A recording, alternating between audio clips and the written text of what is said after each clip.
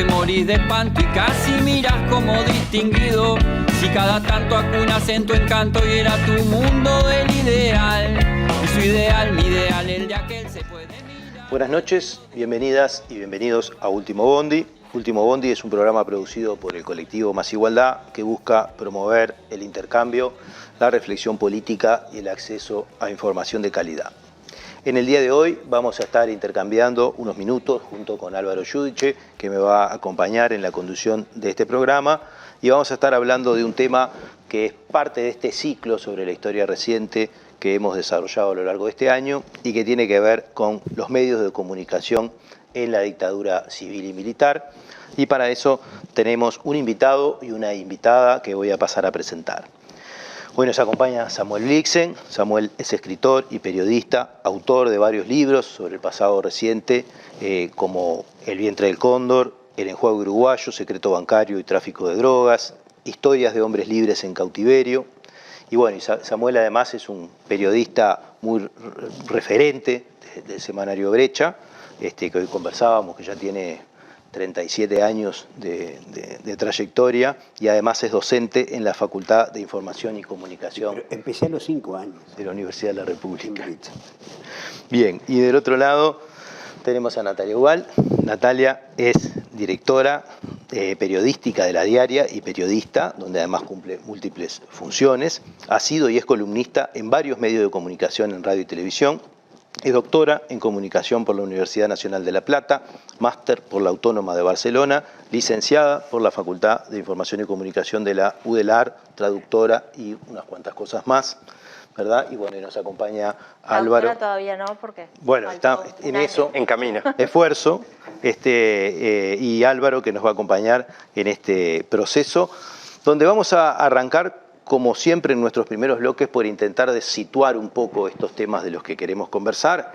Y bueno, y si hablamos de dictadura muchas veces lo hacemos por oposición a democracia, y muchas veces cuando hablamos de democracia nos quedamos cortos y nos quedamos en esa idea de la libre competencia de los partidos y poca cosa más, cuando en realidad están en el medio y está en juego en la democracia un conjunto de cosas que hacen de esa democracia plena, y entre ellos la comunicación y los medios de comunicación. Así que por ahí viene un poco esta introducción a este tema de por qué discutir medios de comunicación y dictadura, quizás como un poco como una excusa, porque podemos ir un poco más atrás y también un poco más adelante de ese periodo, ¿verdad? Y problematizar un poco cuál es y cuál debería ser el papel de los medios de comunicación en una democracia plena y cuán lejos estamos o hemos estado de esa situación en el pasado reciente. No sé quién quiere arrancar. La señora primero. El señor mayor. El señor mayor. Bueno, yo creo que habría que, para situar el papel de los medios de comunicación en la dictadura, tendríamos que separar dos cosas. Uno, la política que tuvo la dictadura respecto a los medios y de los periodistas, y otro, el papel de los medios respecto a la dictadura, la forma que se ubicaron los medios respecto a la dictadura. Y ahí tenemos dos cosas de alguna manera contradictorias. Por un lado, la dictadura, sobre todo al comienzo, en el año 73, incluso antes en el 72, ya con medidas de seguridad, y tuvo una política muy férrea de amordazar a los medios, de digitarlos, de perseguirlos, etc. Hubo la política de cerrar, no cerrar definitivamente los medios, sino clausurarlos por un día, por 2 días, ya fuera una radio o fuera un medio, ¿no? Es decir, los castigaba por la información que no le gustaba.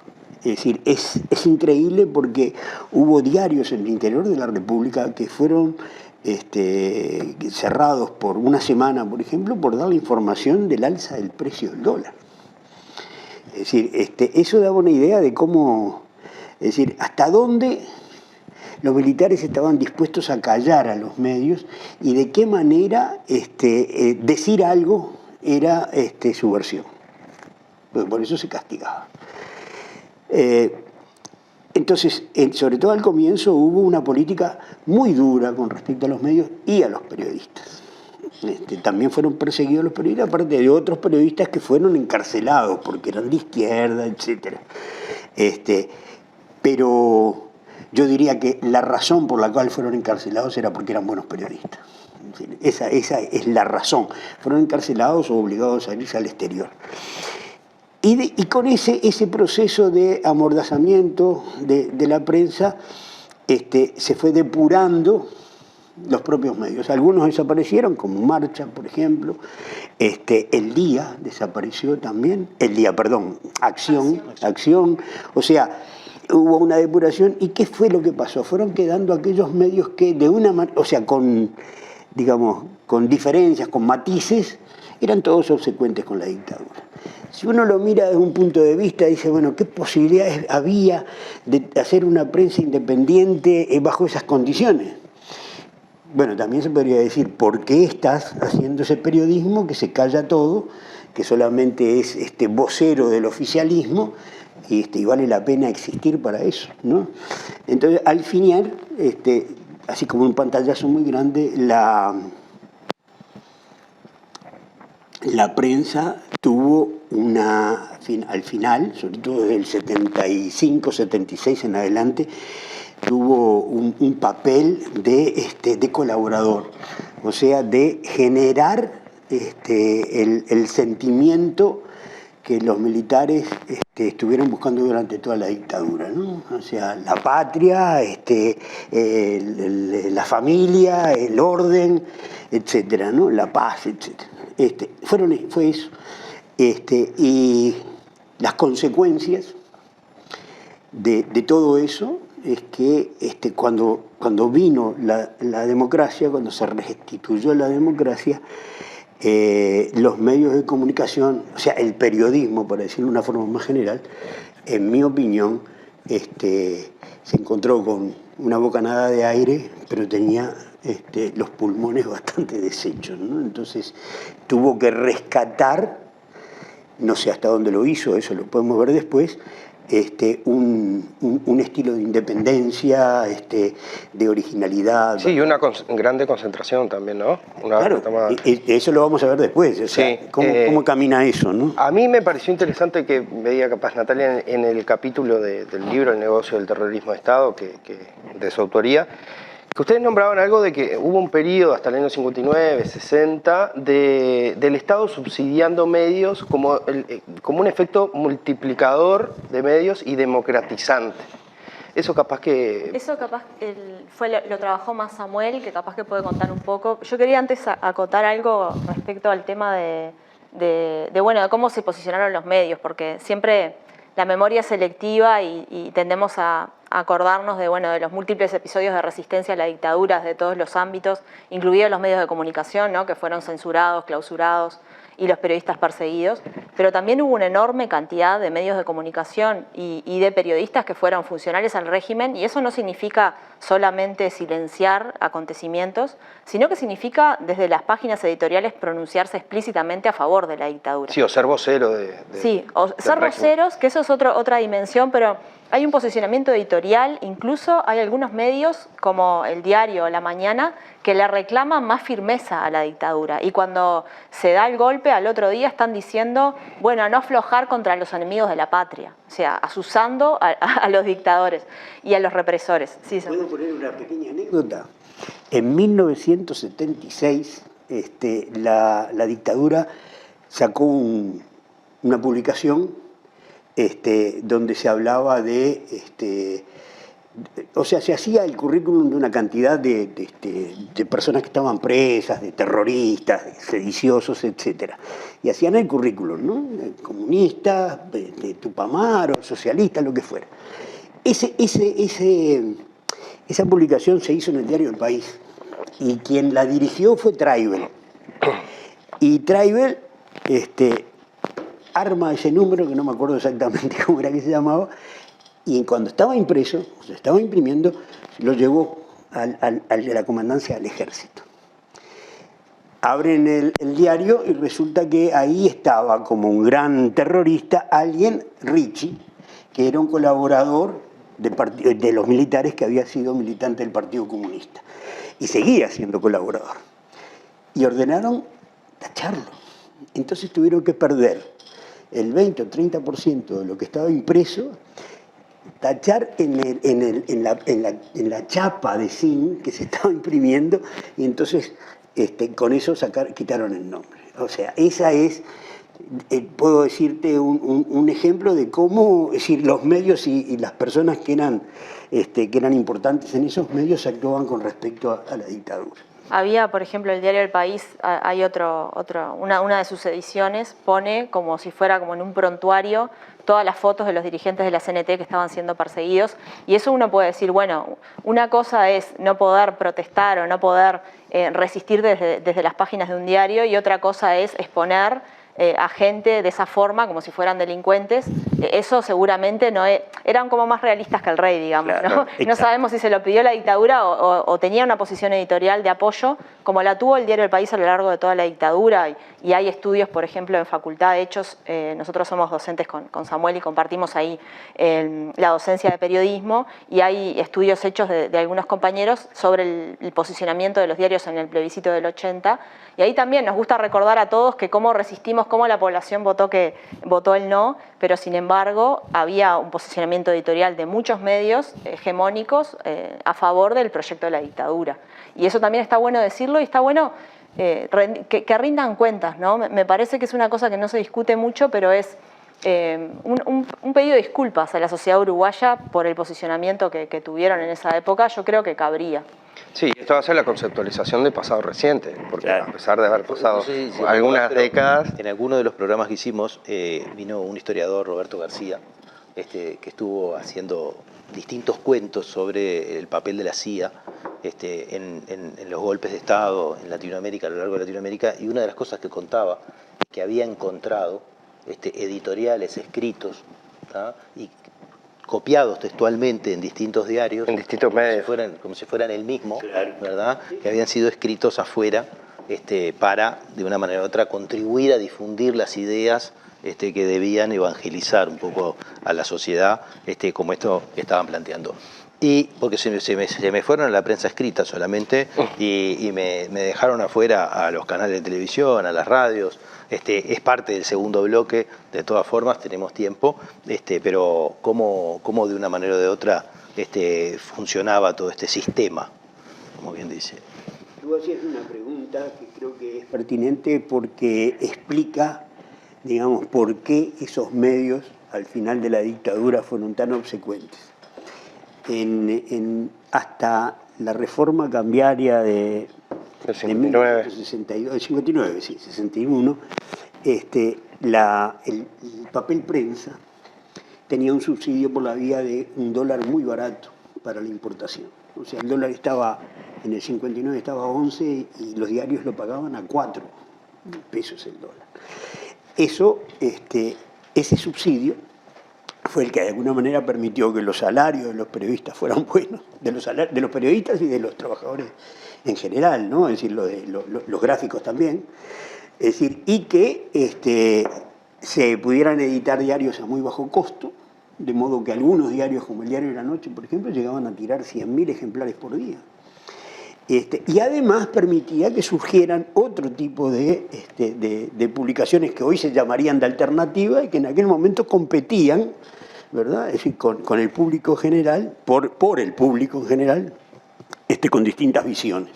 Y la verdad es que era posible porque el subsidio al papel lo facilitaba. Y eso incluso habilitaba la discusión política. Yo me recuerdo haber leído, no me acuerdo si era en el artículo de ustedes o en otro, de que fracciones del mismo partido, incluso cada una tenía su propio periódico, sí. Y bueno, y eso era como en el fondo, del punto de vista del republicanismo, era un alimento interesante para y desde un punto de vista era positivo porque la gente tenía la posibilidad, y es muy importante decir que tenía la posibilidad porque el diario era barato, es decir, de tener distintas visiones y confrontar distintas posturas.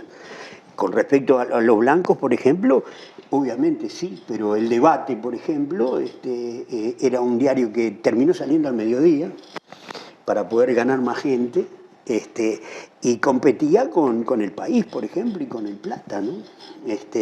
Y te diría que en aquellos momentos, o sea, entre los blancos independientes y el herrerismo, es decir, era para sacarse chispa, ¿verdad? Sí, sí, sí. O sea que había a nivel periodístico o de comunicación es una confrontación muy fuerte y sobre todo el debate. Es decir, Herrera no tenía pelos en la lengua, entonces decía cualquier cosa.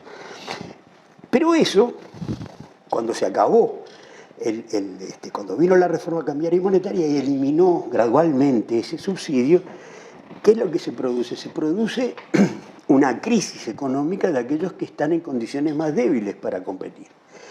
Y esa crisis favorece a algunos diarios que se reconvierten en empresas. Entonces, es decir, El País y El Día eran los dos más notables, ¿no? Es decir, La Mañana y El Diario, de alguna manera, tenían otras dificultades internas, de exceso de personal. El Diario de Plata, por ejemplo, que tenía la mitad de su plantilla, eran amigos y familiares. Que además con cargos directos de confianza y con salarios claro, altos. Salarios muy altos. Salarios de confianza también. Entonces, todo eso generó una depuración. Y de ahí se genera, es decir, una concentración. O sea, pocos diarios mantienen la presencia en el medio y de alguna manera sobreviven porque se convierten en empresas. O sea, buscan estrategias para decir, bueno, ¿cómo sobrevivimos sin el subsidio estatal? Y después llegamos entonces a ese proceso donde los medios eran voceros de la dictadura, pero a la vez estaban subvencionados de otra manera, ¿no? Que se va a ver después en la rotura de la tablita. A eso vamos a ir ahora en el segundo bloque, que se nos terminó el primero. Vamos a volver un poco con esta idea de empresas, medios, grupos económicos, y dictadura. Perdonen que le corté la palabra a la compañera, prácticamente Yo se la vamos a dar, pero no creo que tenga problema en agarrarla. Me tienen que amordazar. Volvemos en un minuto en el segundo bloque de Último Bondi.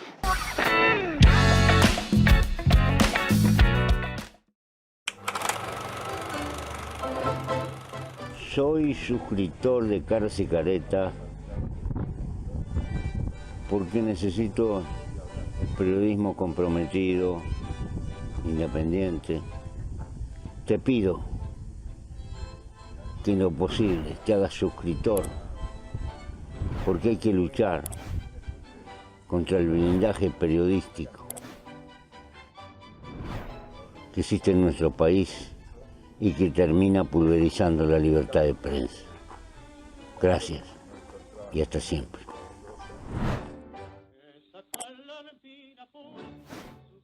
Da vuelta, ahí, tan.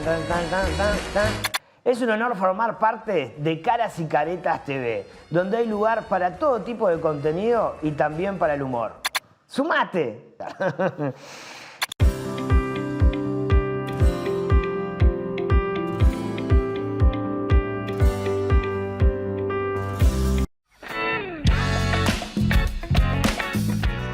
Seguimos en este segundo bloque de Último Bondi. Estábamos hablando de los medios de comunicación en la dictadura civil y militar. Hicimos un primer acercamiento al tema, viendo algunas cosas incluso más lejanas, ¿no? De cómo se construía la comunicación en épocas donde la prensa escrita quizá era la principal protagonista, ¿verdad? Y eso trajo un conjunto de elementos a considerar que alimentan la complejidad del proceso dictatorial y sus relaciones con los medios.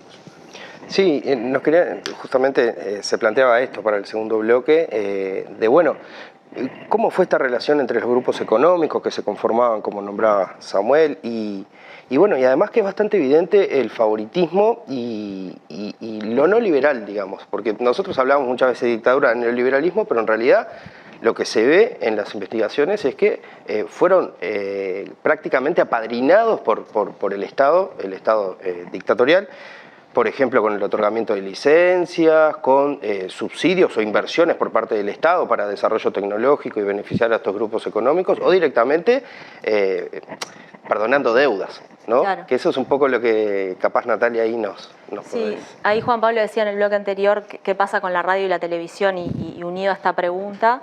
Lo que pasa es que hay una gran tanda de asignación de frecuencias que tiene que ver con la FM, todas las bandas de FM, que fueron, primero la dictadura sentó el marco legal de radiodifusión que duró muchísimos años después de recuperada la democracia. Sí, el decreto ley del 77. Del 77, que fue cambiado y bueno, y ahora con la ley de medios hubo toda una discusión sobre cuando se iba a derogar, hubo un proyecto de este gobierno para derogar la ley de medios porque iba a quedar el marco legal anterior, que es el del 77. Entonces sentó las bases y, como vos decías, no era para nada liberal, era totalmente discrecional y arbitrario la asignación de frecuencias porque quedaba sentado, bueno, a lo que quedaba librado, digamos, a lo que resolviera el Poder Ejecutivo, y en ese sentido lo que nosotros contamos un poco en ese capítulo es que la asignación de frecuencias de FM estuvo signada, digamos, por favorecer a los colaboracionistas del régimen, ¿no? Entonces todos los civiles que de alguna manera habían sido colaboradores con la dictadura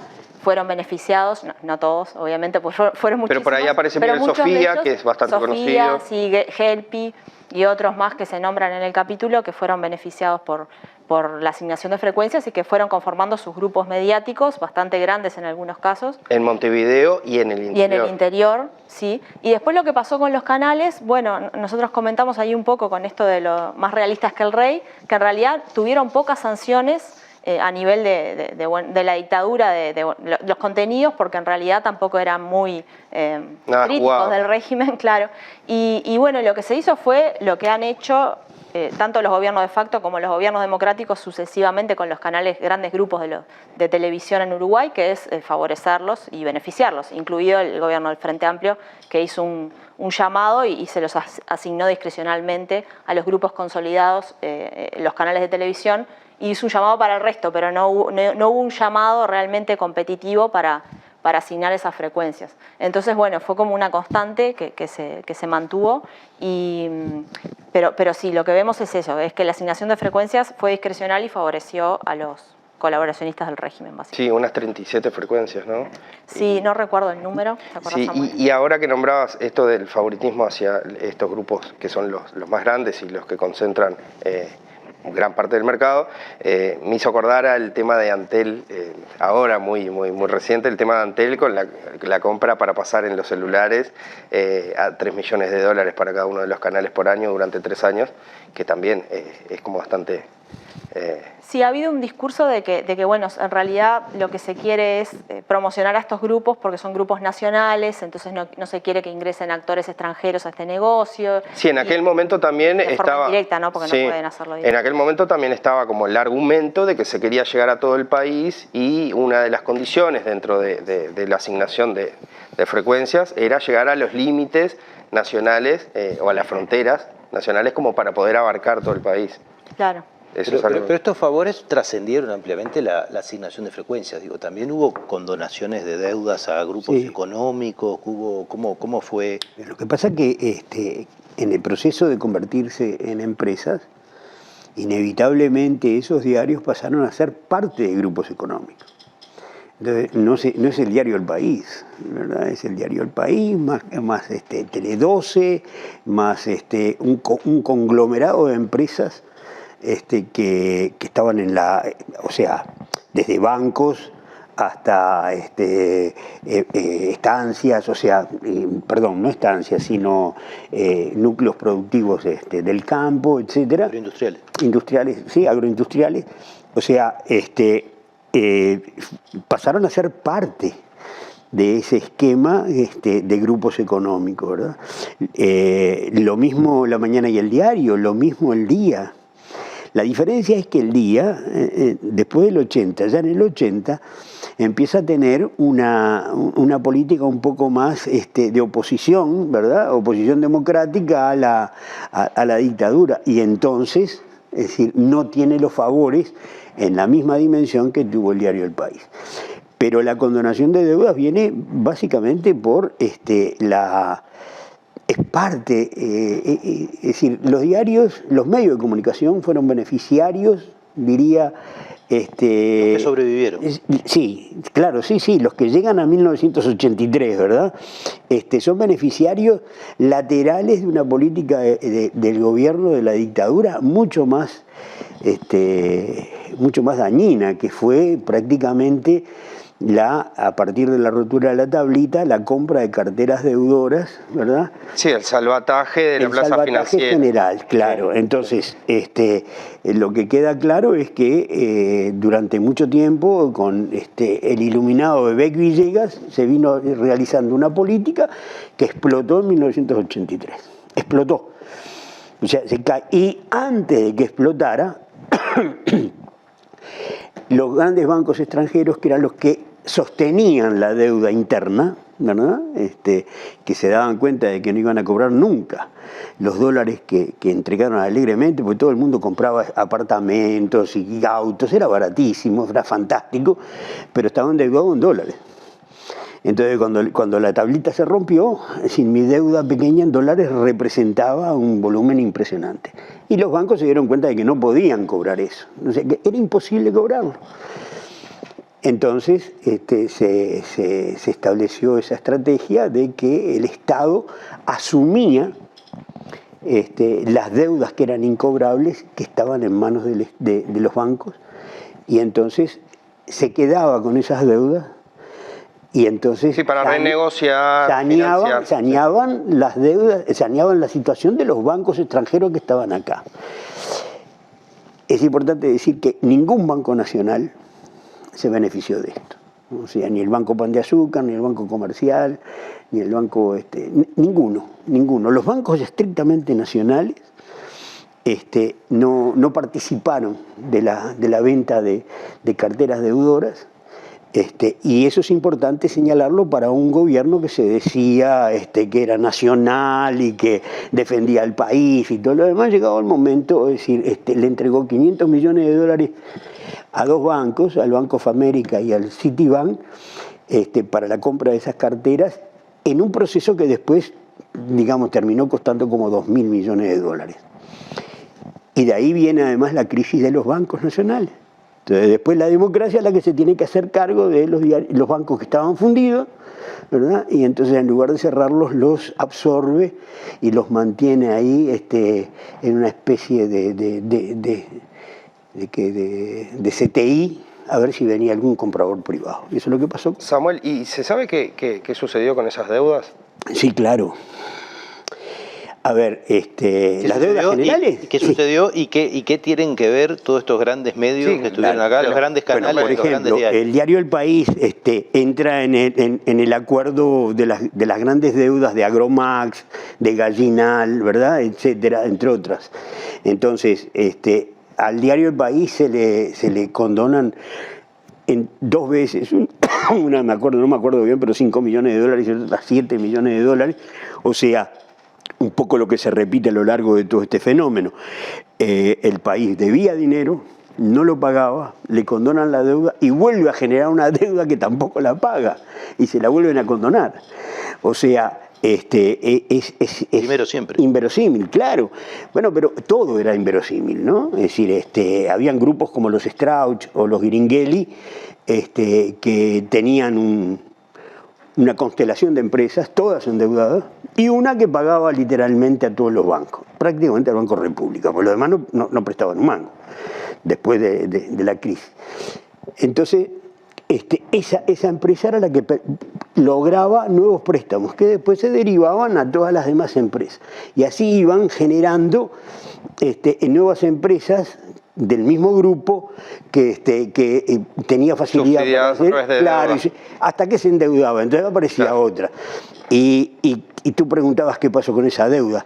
Es decir, en un país como Uruguay, que en 1989 el grupo Strauch tuviera una deuda de 50 millones de dólares, deuda ya perdida, no perdida, sino deuda incobrable, o sea que estaba pagando no solamente no se pagaba, pero acumulaba multas y recargos y todo lo demás.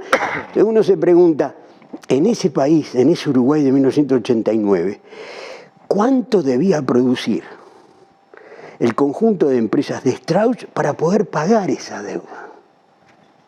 Era imposible. Sanguinetti intentó una solución que fue el debt to debt, o sea, deuda por deuda. Entonces proponía a esas empresas que compraran deuda bonos del Estado en el exterior, y que en lugar de pagar con dinero, pagaran con esos bonos. La solución era fácil, o sea, un bono uruguayo estaba en un 50% de su valor. O sea que en realidad podían, pagando con bonos pagar el 50%. Pagar el 50%. Claro. No agarraron, pero claro, o sea, es decir, porque ¿cómo le iban a cobrar? Entonces las deudas quedaron prácticamente disueltas en un operativo que fue traspasar las carteras deudores a empresas tercerizadas que se iban a encargar de cobrarlo. No importa el tiempo que demorara.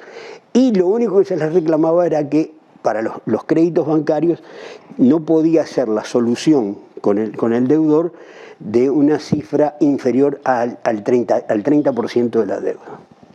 30% de la deuda. Es decir, yo debo 50 millones de dólares, ¿verdad? Y pago 3 millones. Y con eso saneo.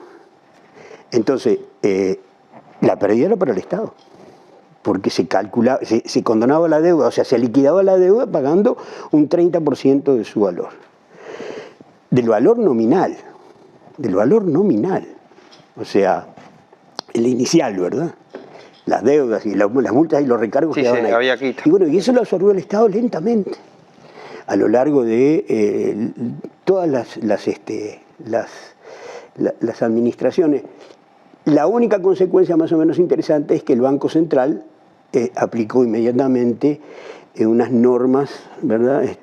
Bancos centralistas de encajes bancarios para evitar que hubiera una proliferación de deuda. Es decir, cuando un banco llega, creo que son 5 categorías, cuando pasa a la 2, el tipo no paga y está deudor y pide más, bueno, el banco que otorga los préstamos tiene que depositar en el Banco Central una X cantidad.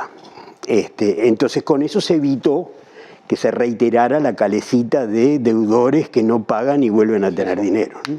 En ese esquema es que algunas empresas, que eran empresas periodísticas que estaban ya vinculadas a grupos económicos, se beneficiaron. O sea que no podemos decir que hubo un privilegio específico de la última etapa de la dictadura a los diarios, porque fue una cosa mucho más general. En tanto empresas parte de grupos económicos, exactamente. Exactamente. Pero de una manera o de otra se la llevaron. Se la llevaron. Y el diario El País pagó así toda su reconversión de maquinaria, ¿no? Es decir, si ustedes ven la historia del diario El País, es una historia de inversiones, que tiene la letra chica, que es no pagar las deudas. Es eso. Ya saben los medios de prensa lo que tienen que hacer para prosperar. Claro.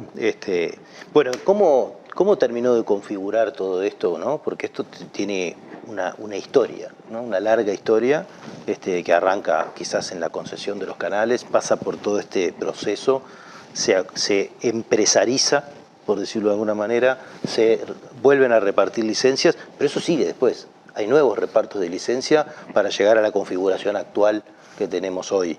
¿No? Sí, después tenemos todo el capítulo de la televisión posterior, ¿no? Pero de la televisión para abonados. Y también de radios, ¿no? De los 90 o no. Las radios también, que sí se siguieron asignando discrecionalmente. Se cartelizan, sí. 410 y 12 con la red. Sí, ahí con las asignaciones de frecuencias de televisión para abonados se consolidan estos grupos de los canales de televisión. Y hay también, más allá de todo esto del ecosistema mediático que veíamos que sienta las bases esto de la diversidad de diarios que desaparece, ¿no? Y bueno, y esta estructura que tenemos hoy, que hay muy pocos medios, o sea, muy pocos diarios, aunque hay gente que dice que tenemos muchísimos medios en Uruguay en comparación con otros países en relación al tamaño de nuestra población, pero son digamos, pocos diarios en comparación con los 60, y bueno, estos grupos económicos mayoritarios, pero más allá del ecosistema, también hay otras dimensiones de cuestiones negativas que dejó, legados no, porque no sé si tiene una connotación positiva, pero herencias malditas de la dictadura que tienen que ver con prácticas periodísticas, ¿no? Hay, por ejemplo, estudios sobre el tema de la autocensura, ¿no? De cómo los periodistas siguieron con esa inercia de que, bueno, de que las cosas no se podían decir, de que vos no podías interpelar a un jerarca porque eso era... Porque era un jerarca. Sí, porque era un jerarca y no lo podías hacer de ninguna forma. Entonces esas inercias de prácticas también podríamos decir que nos acompañan hasta el día de hoy. Esa es una de las herencias malditas de la dictadura que obviamente después se fueron lentamente revirtiendo y sobre todo con las nuevas generaciones de periodistas que vienen, que se formaron en otro contexto, pero sí hubo durante mucho tiempo, y toda la etapa, por ejemplo, la discusión de la ley de caducidad y el voto verde en el 89, y cuando se votó la ley en el 86, o sea, del 86 al 89, ahí veíamos también que había como una inercia de, si uno, por ejemplo, Ardo Marchesi o otras personas, que es un historiador, han investigado esa etapa y qué han hecho los canales de televisión. Gerardo Albistur también ha investigado eso. Cómo se posicionaron los canales de televisión respecto a este tema, y fue en un alineamiento absoluto con el oficialismo, ¿no? Desde hasta haciendo columnas editoriales, desde la cobertura. Entonces hubo como una inercia ahí que yo les diría que sigue hasta hoy, porque por ejemplo en los estudios del Observatorio de Medios que tenemos en facultad muestran cómo hay un privilegio de las voces oficiales que es muy llamativo, digamos, ¿no? Es muy abrumador, ¿no? Hay, no sé, el gobierno como vocero, como fuente de información, está presente en la mayoría de las notas, más del 50%, en todos los temas, ¿no? El gobierno es un vocero privilegiado en todos los temas. Y bueno, y eso es, yo no sé si eso pasaba así en los 60, porque no. No. Bueno, no me ven, yo era niño. Era chico. No, pero hay una anécdota muy interesante porque es de 1989. O sea que ya se supone que ya la democracia, y con la ley de caducidad ya estaba pasando, ¿verdad? Es decir, los exámenes. Sin embargo, está el plebiscito por la ley de caducidad, ¿verdad? Y está ese famoso episodio donde Sanguinetti convoca a los tres. Por el comercial de Sara Méndez. Claro, a los tres gerentes o dueños de los tres canales privados de televisión, y les pregunta qué creían ellos que debían hacer con el spot que se había armado para donde aparecía, claro, para el voto verde, donde aparecía Sara Méndez preguntando por su hijo Simón, ¿no? Que estaba desaparecido. Sanguinetti puede decir que él no resolvió nada, porque fueron los tres que le dijeron, por favor, no lo edite, no lo publique, nosotros nos comprometemos a no publicarlo. Entonces, esa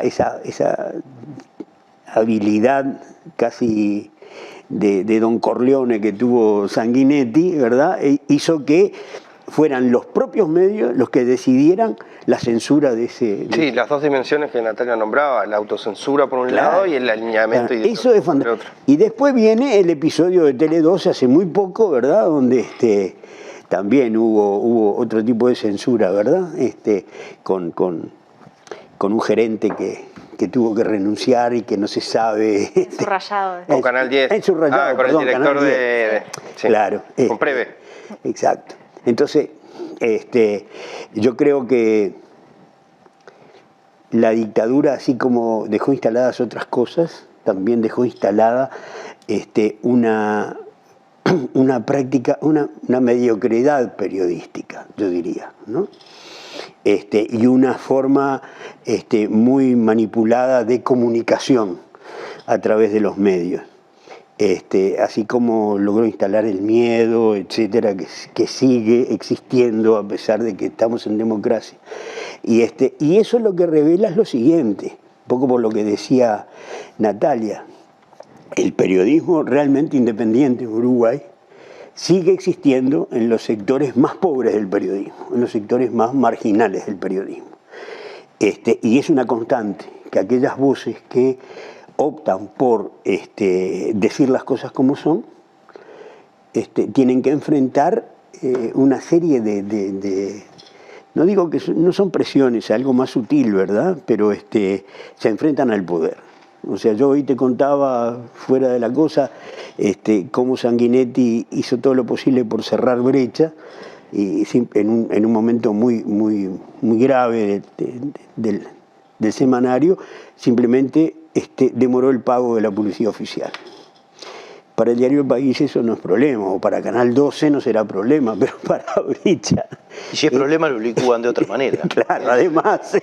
Entonces yo diría que aquellos medios que, como el caso de La Diaria, me gustaría decirlo expresamente, es decir, sobrevive con el esfuerzo y bueno, y es un ejemplo para mí, ¿no?, de periodismo independiente, pero Natalia puede contarnos cuáles son los beneficios económicos que trae esa independencia. Sí, Antes que nos deje envidiosos por la riqueza, nos vamos a ir al último corte, porque en realidad lo que queremos convidarlos en el tercer bloque es hablar de qué hacemos con esto, ¿no? O sea, con esta gran y sólida configuración que se viene construyendo desde hace tiempo y sin ninguna pretensión de transformarla en el corto plazo, que sabemos que es imposible, pero sí tirar ideas para pensar, especialmente aquellas que se precisan pensar desde la política, que a veces no son tan simples o que no siempre se agarran simpáticamente, ¿no? Porque ha habido discusiones también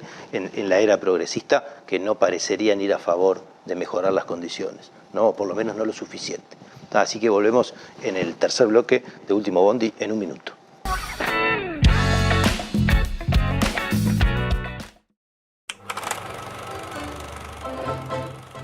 Soy suscriptor de Caras y Caretas porque necesito periodismo comprometido, independiente. Te pido que en lo posible te hagas suscriptor, porque hay que luchar contra el blindaje periodístico que existe en nuestro país y que termina pulverizando la libertad de prensa. Gracias y hasta siempre.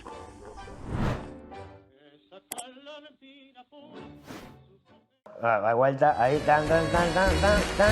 Es un honor formar parte de Caras y Caretas TV, donde hay lugar para todo tipo de contenido y también para el humor. ¡Sumate!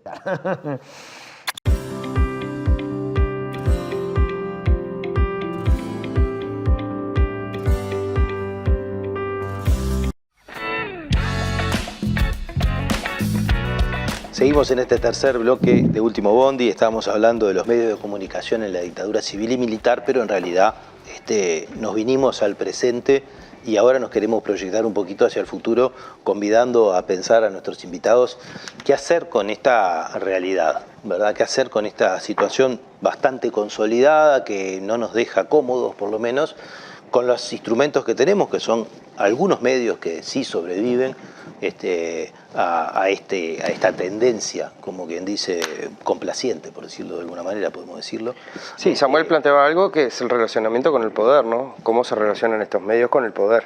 Con el poder, con la política, con los gobiernos. Digo, creo que hay cosas que la sociedad tiene que pensar, especialmente en momentos de enormes transformaciones de las comunicaciones y los medios, ¿no? Es decir, como en algunas veces a uno le parece que hay que discutir todo de nuevo. De hecho, hay quienes han dicho esto no importa porque viene Internet y entonces todo va a ser distinto y sin embargo los canales de televisión siguen marcando la aguja, moviendo la aguja en un montón de cosas y a veces empiezan a ver estos conglomerados que van absorbiendo otras áreas, ¿no? Y empezamos a ver a nivel internacional, sí, ahora sí amenazas, pero ya de poderes globales, que tampoco están regulados, que tampoco estuvieron regulados por la ley de medios, porque ni siquiera llegamos a discutirlo, pero bueno, quizás hay que empezar a discutir qué tenemos que hacer. Sí, yo creo que hay... ¿Qué tenemos que hacer? No sé, pero me parece que hay un concepto importante de instalar y es que la información la paga alguien. Alguien la tiene que pagar. Digamos, un trabajo periodístico como por ejemplo estamos viendo ahora de los chats de Astesiano requiere que una persona se dedique todo el día a investigar ese tema. Unas cuantas. Una o varias, y eso requiere ser financiado. La pregunta clave es quién lo financia eso, ¿no? Hay algunas visiones que apuntan a con las cuales yo no concuerdo, que los medios están en crisis, que su modelo de financiamiento no es sustentable y por lo tanto debería ser el Estado quien subsidie la diversidad de medios. Eso es una política, por ejemplo, de fomento de la diversidad que está en Francia y en otros países, donde, bueno, es el Estado el que de alguna forma subsidia, no a través de la publicidad oficial, sino a través de otros mecanismos, a los medios. Yo no estoy muy alineada con esa visión. Yo creo que los medios periodísticos tenemos que apuntar a ser empresas sustentables y viables, que se puede hacerlo con un modelo de financiamiento que esté basado bueno, en el caso de la diaria, por ejemplo, en las suscripciones, que es, bueno, lo que pagan las personas que te leen. Eso es el mundo ideal, digamos, ¿no? Porque si no estás basado en las suscripciones, tenés que estar basado tu financiamiento en la publicidad, y eso te genera un montón de condicionamientos. O algunos medios que estamos viendo ahora, nativos digitales, que surgen y están financiados por la cooperación internacional, ¿no? Por los proyectos. Eso también es un problema, porque la cooperación internacional tiene sus agendas, tiene sus intereses y te marca también un poco la agenda periodística propia del medio. Entonces, yo creo que el mundo ideal sería que pudiéramos constituir empresas sustentables. Para eso se precisa gente formada en gestión y que sepa gestionar un medio de comunicación. No solamente hacer buen periodismo, sino saber gestionar un medio de comunicación, que no es lo mismo. Y aunar un poco esos saberes diversos y bueno, y poder que la gente te pague por información. Y para eso también hay que generar conciencia de que la información hay que pagarla o deberíamos pagarla, y si queremos establecer algún mecanismo solidario para la gente que no puede pagar, pensar cómo es ese mecanismo solidario, es decir, quién puede pagar la información, quién no podría pagar y puede sí ser subsidiado su consumo.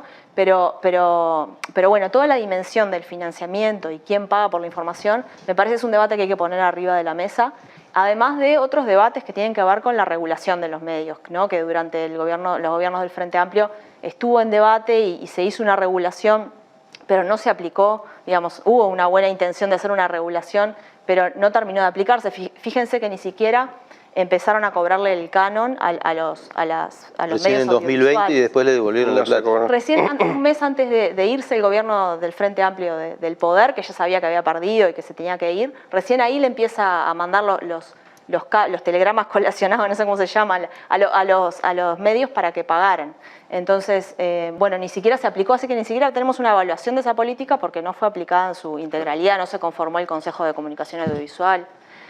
Entonces, bueno, para mí hay que repensar un poco en función también del peso de Internet, quizás esa regulación haya que actualizarla, esa que se propuso en su momento y que ahora está vigente aunque no se aplica, que eso también es raro porque la ley de medios está vigente pero no se aplica, tenemos una ley que no se aplica y bueno, y seguramente haya muchos otros campos para avanzar, pero me parece que por ahí generando empresas periodísticas sustentables y generando diversidad de medios, ¿no? ¿Y hay mercado como para muchas empresas periodísticas sustentables?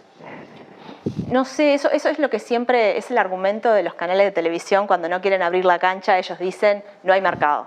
No sé si no hay mercado. Y además otra dimensión importante es que ahora nuestro mercado no podemos circunscribirlo a las fronteras nacionales. Nosotros, por ejemplo, en la diaria hicimos un acuerdo con el Diplo de Argentina, estamos sacando la edición uruguaya de Le Monde Diplomatique y ya estamos pensando en otros proyectos que trascienden Uruguay, ¿no? O sea, que estamos pensando como a nivel regional. Y ahora con Internet esas fronteras en realidad no existen tanto, digamos, ¿no? Nosotros tenemos suscriptores de Argentina, de Estados Unidos, que son suscriptores de la diaria y que están radicados en otros países.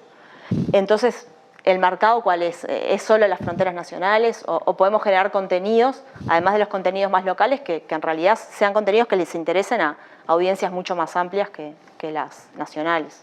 Vamos a llegar a la publicación de la diaria de Naciones Unidas, por ejemplo, ¿verdad? Es decir, donde se sigan expandiendo. Yo diría que hay un problema, no tengo una idea acabada, ¿verdad?, de si es viable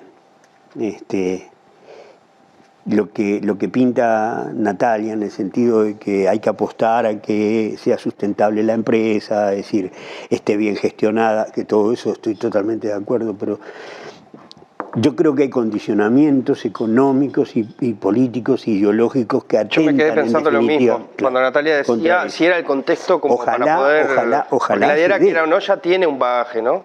Claro. Yo creo que lo que estamos asistiendo es a un proceso, por un lado, de concentración de medios a nivel mundial, que se produce también, se repercute también en Uruguay, y simultáneamente un proceso brutal de manipulación de la información. O sea, el esquema es esto: en una política mundial, una estrategia mundial donde todo está manipulado, donde los grandes poderes son capaces de hacer una guerra en Irak y difundir las imágenes que le conviene de independientemente de que hayan ocurrido. Otra ¿no? guerra. Claro, es decir, sí, y otra realidad. Y manipulan a todo el mundo con eso, ¿verdad? ¿En qué medida, con un proceso de manipulación que es cada vez más eficiente, cada vez más ingenioso, cada vez más sutil, es posible que esos mismos intereses económicos permitan la existencia de medios independientes? O sea, lo que yo percibo es que tenemos medios independientes porque son, ¿cuál es la palabra? Están en los suburbios del asunto, ¿no? Marginales. Marginales. O sea, Son inofensivos. no sé, porque la Diaria ha demostrado, por ejemplo, que con la publicación de los chats arma un lío bárbaro. ¿Se la van a cobrar? Efectivamente se la van a cobrar, ¿verdad? Y yo creo que la Diaria no va a tener, llegado el momento, ningún aliado en el poder. ¿Por qué? Porque los grupos políticos saben que si realmente la Diaria es independiente, mañana le puede sacar chats a otro sector político. Y van a tener miedo. Que fue una experiencia que tuvimos con el gobierno del Frente Amplio. Claro, que exactamente. no fue para nada nuestro aliado. Exacto. Diría lo contrario. Exacto. En muchos temas, ¿no? Entonces, por eso es que yo decía, es decir, estos hechos que ponen a la Diaria en la contribución de lo que está pasando realmente en el gobierno, ¿verdad? Que está oculto, pero que uno de repente puede poner ahí una brecha y Tenías que meter ahí. tenía que meterlo de cualquier manera. Son fantásticos. Ahora, visto en términos generales, es decir, nosotros creo que vamos a la guerra con escarbadientes, sin vuelta. Entonces, ¿cómo defendemos, verdad, la difusión de lo que realmente pasa? Porque a lo que vamos es a que los discursos mediáticos, es decir, el producto mediático habla de todo aquello que no tiene que ver con lo que es realmente esencial.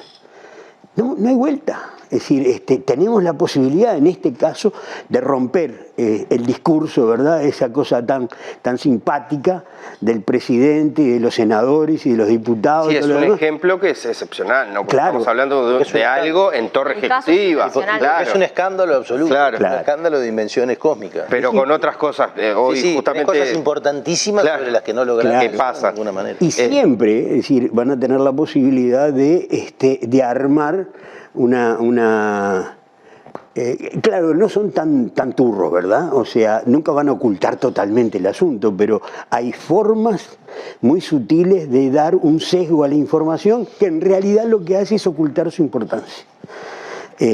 Yo siempre hablo en televisión sobre todo, ¿no? De ese periodismo que es de imágenes que pasan una tras otra, de frases que se juntan con otras cosas que no tienen nada que ver, una cosa de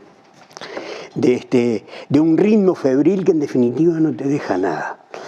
Por eso es cuando tú dijiste hablamos de los diarios y no de la radio, yo defiendo enormemente el periodismo escrito, porque el periodismo escrito permite al lector reflexionar sobre lo que está leyendo e incluso llegar a tener su propia opinión. Mientras que si tú te sentás con una especie de clip, ¿verdad? De clip de noticias en la televisión, se te pasa todo, se mezcla todo, y bueno, ¿qué estoy esperando? Es decir, que empiece el culebrón de las 9, porque me dejan con la cabeza. Es decir, eso es lo que yo siento. Sí, Natalia hoy nombraba lo importante de la información y de la buena información de calidad, que esté relacionada con los hechos, con la veracidad de los hechos.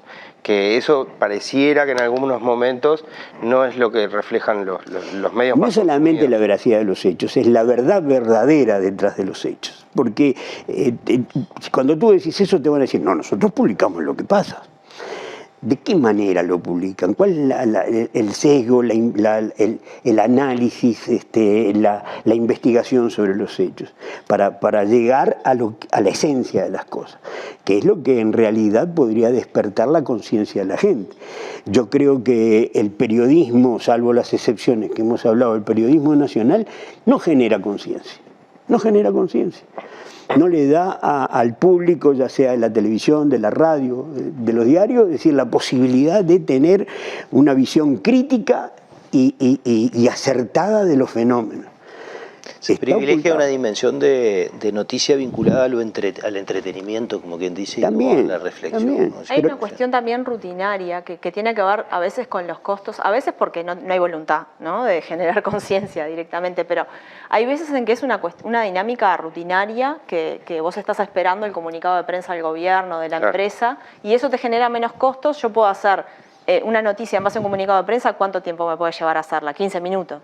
En cambio, una noticia como la de los chats de Astesiano, tengo que juntarme con las fuentes, cuántas veces me tengo que juntar para que esa fuente me termine pasando la información, tengo que leerme todos los chats, tengo que dar todos los contextos, etcétera. Seleccionar. Entonces, claro, hay a veces una cuestión de que los medios están empobrecidos y precarizados, la gente, los propios periodistas trabajan en un entorno precarizado, donde les exigen hacer 5 o 7 notas por día. A veces la gente se enoja con los periodistas, pero el periodista ese con el que se enojan, después que fue a la torre ejecutiva, fue para otro lado y fue para otro lado y está girando por distintos lugares y haciendo 7 notas distintas sobre temas diversos. ¿Y qué va a profundizar o qué va a poder explicarle al televidente algo si en realidad no tiene ni él o ella idea de lo que está escuchando? Y eso cubriendo? con salarios que no son dignos. Con salarios que son realmente que para que tengan una idea, por ejemplo, es un trabajo calificado el de obrero de la construcción, pero gana mucho más que un periodista de un medio de prensa escrito, ¿no? Claro, o sea, muchísimo más. Y digamos, capaz que podríamos comparar con una persona que es cajera de un supermercado, que es un trabajo no tan calificado, pero andamos ahí. O sea, es un trabajo muy precario y donde se pagan sueldos muy bajos a gente que paradójicamente tiene un nivel de formación bastante alto en muchos casos. Entonces es una dinámica complicada. Hay los mejores periodistas se nos terminan yendo a lugares donde les pagan más, donde son en las empresas, los gobiernos, los gabinetes de comunicación de esos ámbitos. Y eso es un problema también estructural del negocio y tiene que ver con esto, tiene que ver con el financiamiento nuevamente. Sí, con la calidad. Yo te iba a decir, volvimos a un tema que es difícil de asir, ¿no? Que es el tema del financiamiento, especialmente para estas dimensiones que yo las veo como más utópicas en el buen sentido, ¿no? Es decir, aquello de volver a leer o de volver a tener tiempo o de usar el tiempo para algo, porque en el fondo lo que está atrás de todo esto es una batalla por el tiempo de vida de las personas y en qué se utiliza. Pues sabés que permitime que por lo menos ponga un matiz de duda. Es lo mismo que cuando la gente dice, ya en las redes está todo. No necesito escuchar la radio, no necesito ver Último Bondi porque ya lo tengo todo ahí. Y es falso. O sea, de alguna manera el periodismo profesional genera una forma de tratamiento de la información que va a ser en definitiva mucho más útil. Y eso implica quedarse a escuchar. O sea, tú me decís, no hay tiempo de leer. ¿Y hay tiempo de ver una hora del Último Bondi? Y de entretenimiento. De horas de celular. Claro, es decir... Pero el problema de gasto energético humano, lo veo en los niños. En los niños lo ves... ¿no? O sea, y nosotros la cantidad de tiempo de pantalla, que es una especie de consumo pasivo de cosas que no seleccionadas o que seleccionadas. Entonces no sé. Es decir, ¿no? Ahora, vos dijiste una cosa hoy respecto a los periodistas y la dictadura que me parece que en el fondo trae algo que entra... Que nos enfrenta en esto, ¿no? Es decir, todos los buenos periodistas se terminaron yendo, dijiste, ¿no? O sea, lo que se terminaron censurando fueron los buenos periodistas.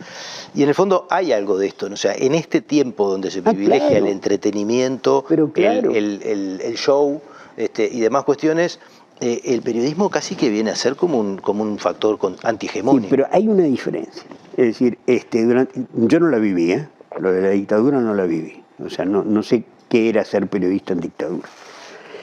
Pero tengo algunos casos, algunas anécdotas que me dicen de que cuando yo digo se fueron, es que dejaron de ser periodistas porque no podían hacer nada. Y además arriesgaban hasta su libertad, ¿verdad? Si querían hacer buen periodismo. Que después hubo un intento al final de la dictadura de muchachos jóvenes, que son los... Hay que reconocer que tuvieron un empuje bárbaro, ¿verdad?, para volver a hacer periodismo. Ahora, otra cosa es ahora. Es decir, ahora no, la gente no se va, o sea, mi opinión, esto va a armar un lío bárbaro, pero se regalan, eso es lo que quiero decir, se entregan, ¿verdad? Es decir, ¿por qué?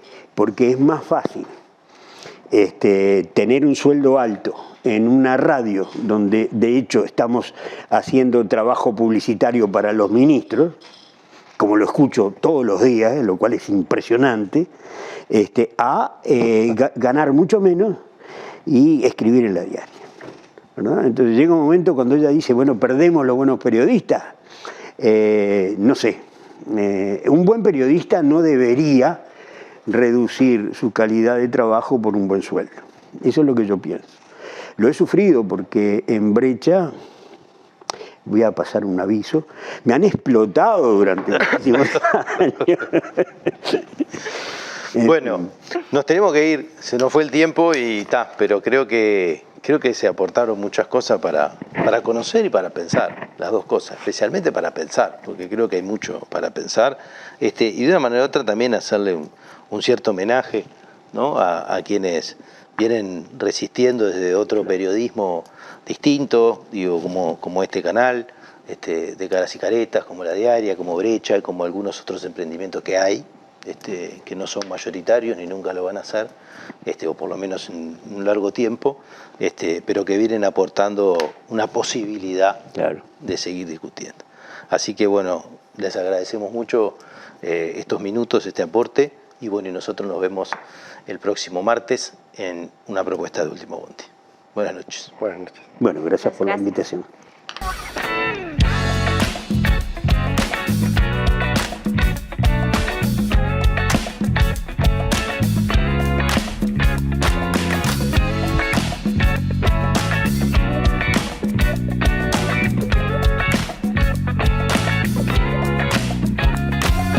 Tanto te morís de espanto y casi miras como distinguido. Si cada tanto acunas en tu encanto y era tu mundo del ideal. Y su ideal, mi ideal, el de aquel se puede mirar desde lo distinto. Si por las noches compartís el tinto con ese que piensa solo.